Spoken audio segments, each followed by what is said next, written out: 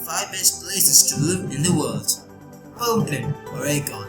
This city has been the capital of liberal hipster USA for decades. So very liberal is Portland, and that is a home to anyone from Europe. Cyclists are allowed, not loaded. There are planning restrictions and rapid developments. Portland has the highest number of microbreweries in the world. Everyone is lovely. The most bike and food-friendly city in the country, packed with proper bike cycle routes. Perhaps for a surf trip to the coast or a ski trip to the mountains. Hang out at a food cart, out the range, or for the indulgent Grand Central Bakery. Area is full of 1910s and 1920s bungalows that the local real estate guys call craftsman style. Handsome streets and carved wood decoration. There are a few vacant lots too, for the brave. Plus, 60s and 70s infill apartment blocks that possess could be nice.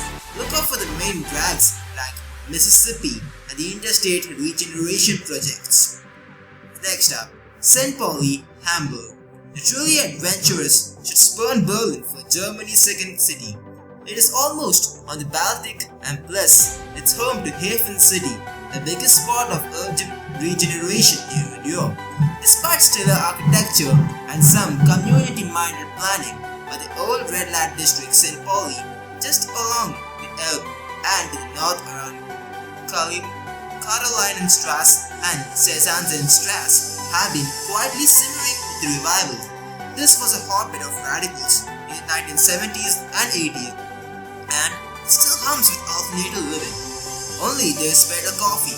That's progress. The shoe's steady, and you may have to bob and weave on the stack parties. It's more expensive than Berlin, but Hamburg has a great advantage of a vibrant economy and jobs. You'll need them when all the alternative living paths. Well connected, Hamburg is incredibly bike-friendly. Hang out at Strandpauli Beach Bar with one of the special mojitos or Rote Flora for some improv theater. Next, Northern Coast, Hawaii. Much of Hawaii is loaded with kissed.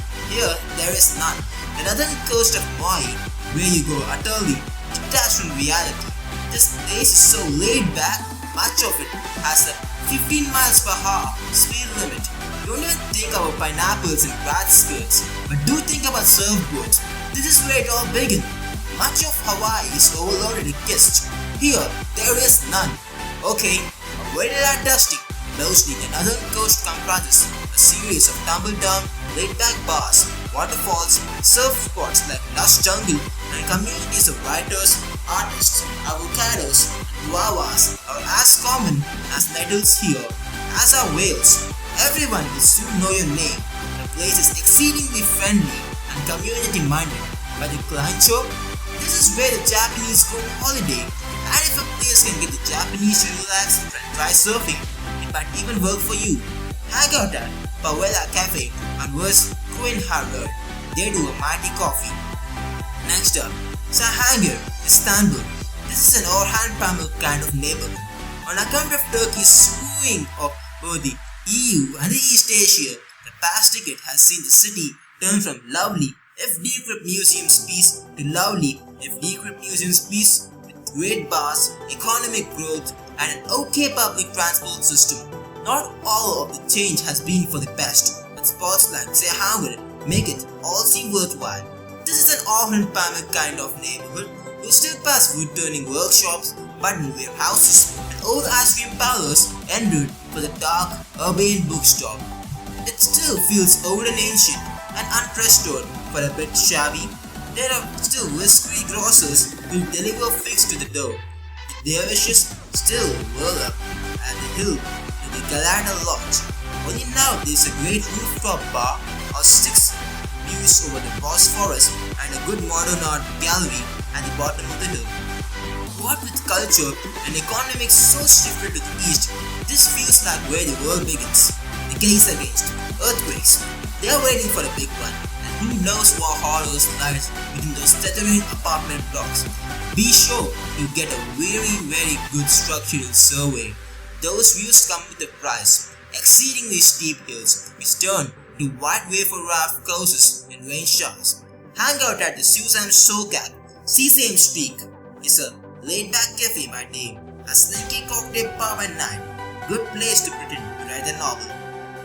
Next, Santa Cruz, Tenerife. Santa Cruz's neighborhoods mostly date from the 1890s to the 1930s, all pastels and ginslings. The capital bears no relation to the island, more familiar to Brits. Turn a few corners on the coast road and it's like, well, Spain. Santa Cruz is magnificently exotic. The neighborhoods mostly date from the 1890s to the 1930s, all pastels and ginslings. Though the long-lost recent economic boom has left its mark, too, with new art gallery and a public square by architects, and the obligatory thing, is it a bird, is it a plane? The tourist-free city is big enough not to be dull, small enough to be manageable, about the size of Leicester, only alas without its charms.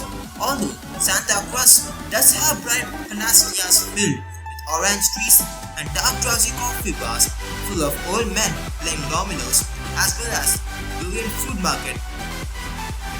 And when it all gets too much, there is a series of great beaches and a great coastline for swimming, driving, and mountains for hiking.